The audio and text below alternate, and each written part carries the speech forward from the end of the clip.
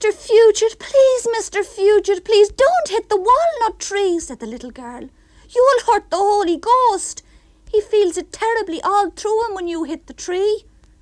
A woman, a spaniel on a walnut tree, the more you beat 'em, the better they be, sang Mr. Fugit, hissing through his 3 black teeth. When he was thinking, with a grimy frown, Mr. Fugit's tongue pressed against the black teeth like the overlapping pink bulges of a sow asleep against a tarred fence. And when he sang or shouted or became excited, the words frothed out through them like a choppy sea against the remaining posts of a ruined breakwater.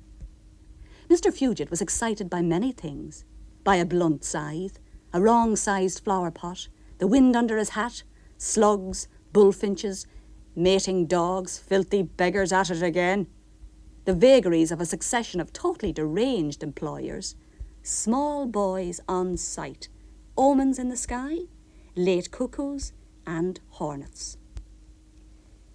Mr. Elijah Fugit was also hoping shortly to leave behind what he called his mortal coil.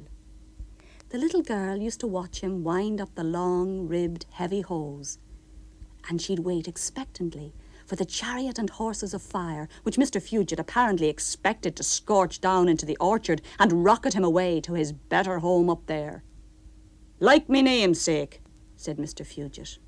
Like the Elijah in the good book. One day, you'll see, one day. The little girl, fascinated, would follow the dribbling end of the hose as it gobbled and gargled and helplessly obeyed Mr. Fugit's seafaring hand over hand at the end of each afternoon, until Mr. Fugit had wound up the whole of the mortal coil onto its heavy iron frame, still vacantly dripping from its lolling end. And then Mr. Fugit would grind slowly off down the drive with a plume of kale bowing from the back of his knapsack. Slowly, squarely, with a spit on the road as he clipped the gate, and the silence returning up the disappointed gravel like an old spaniel on a hot day. When Mr. Fugit had gone, the Holy Ghost would come out of the walnut tree in the orchard. He preferred the weekends, naturally, when Mr. Fugit wasn't there. But late afternoons were very pleasant, and so was the occasional morning when Mr. Fugit was employed elsewhere in the garden.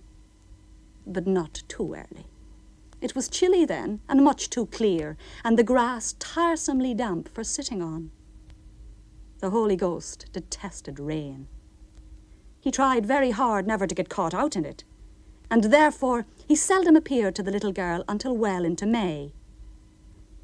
But as he became so engrossed in his book that he sometimes sat on nettles and had to be gently reminded and moved by the little girl, it was unfortunate that he did occasionally get absent-mindedly drenched during a thunderstorm. And then he would have to dry his wings thoroughly, steaming and fluffing in the sun, before returning into the walnut tree for the night. The Holy Ghost's wings were of beautifully overlapping laurel leaves, but the clatter and swish he made drying them worried the little girl, who was afraid Mr. Fugit would hear and come to investigate, bearing down on them and breathing hard like a righteous mastiff. The Holy Ghost had first arrived because the little girl had thought he was there, and there he was, sitting in the nettles rather early in April after a sharp shower. Drops of rain still fell from the leaves of his wings and glittered in the bright sunlight. His big, flat, pale green feet in their wet sandals were hidden in the long grass, and he was reading in his green book, absorbed. "I'm Aisling," said the little girl.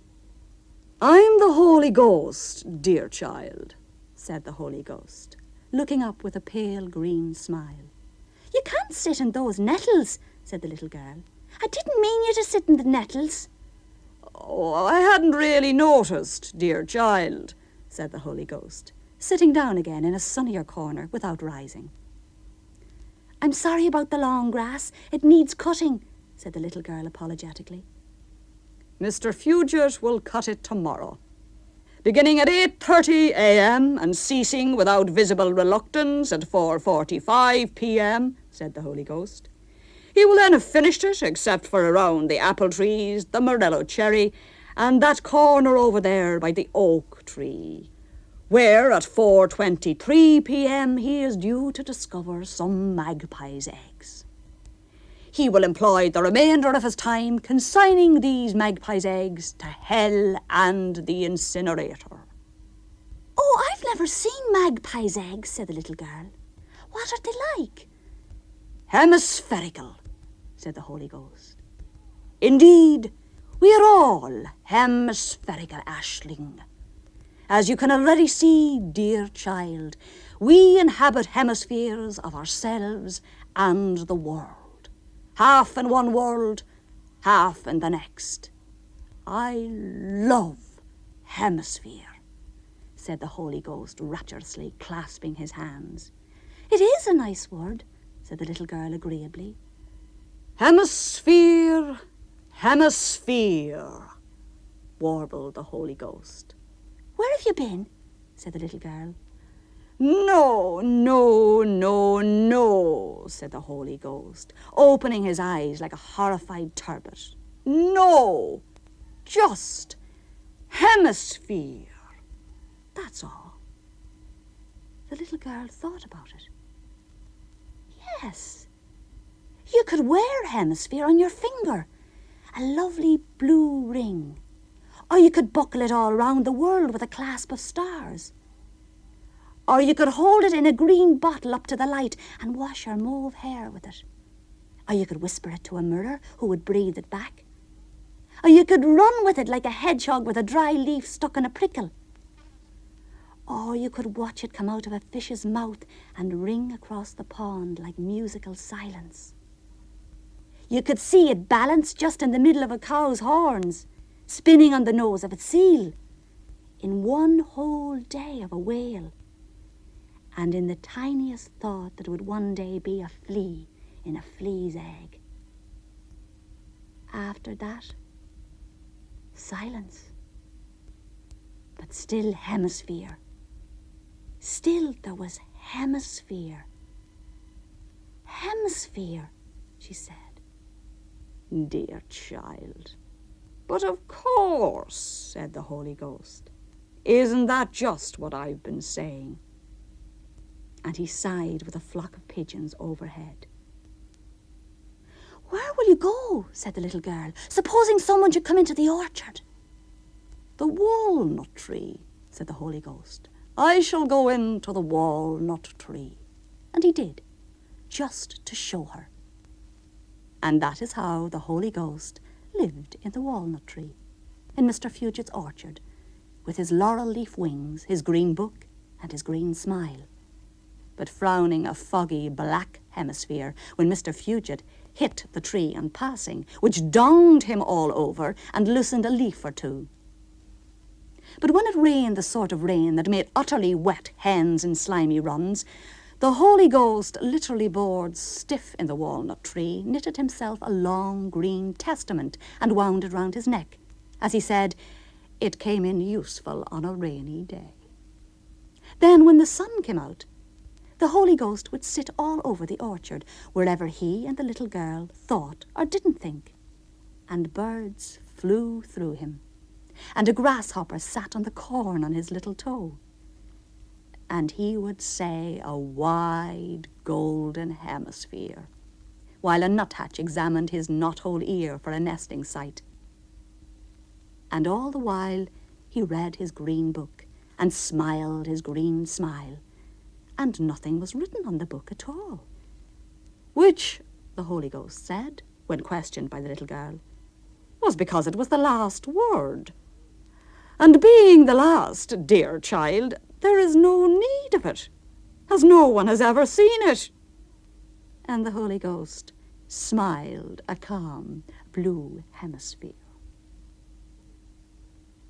When the September mists came again, the Holy Ghost decided that the now heavily falling apples were a gross impediment to his reading, that frosted sandals, an incipient chilblain on his corn, and a chilly wind up the tree trunk were not conducive to another winter in Mr. Fugit's orchard.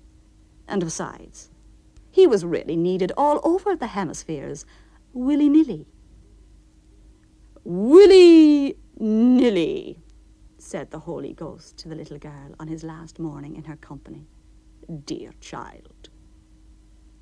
She tried to think him back, but he was shrinking with the last shreds of mist on the river.